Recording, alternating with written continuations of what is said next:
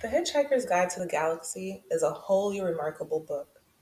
It has been compiled and recompiled many times over many years and under many different editorships. It contains contributions from countless numbers of travelers and researchers. The introduction begins like this: Space, it says, is big, really big. You just won't believe how vastly, hugely, mind bogglingly big it is. I mean, you may think it's a long way down the road to the chemist, but that's just peanuts to space. Listen, and so on.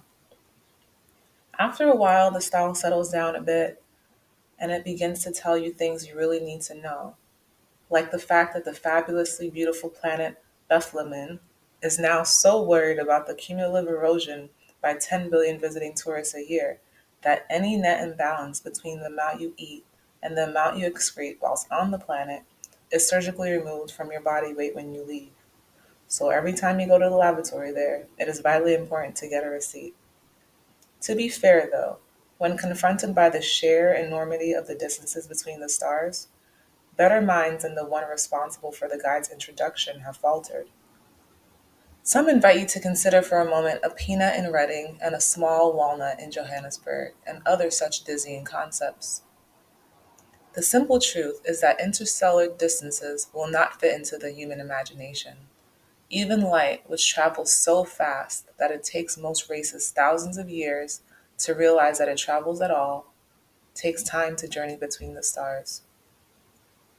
It takes 8 minutes to journey from the star Sol to the place where the Earth used to be, and 4 more years to arrive at Sol's nearest stellar neighbor, Alpha Proxima.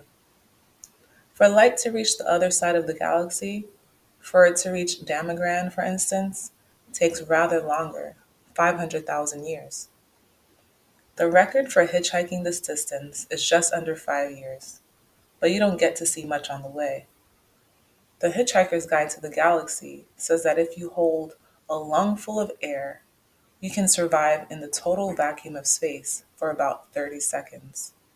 However, it does go on to say that what with space being the mind boggling size that it is, the chances of getting picked up by another ship within those 30 seconds are 2 to the power of 276,709 to the 1 against.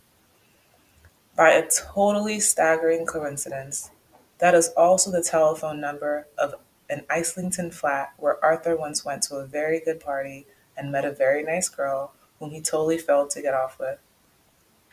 She went off with a gatecrasher.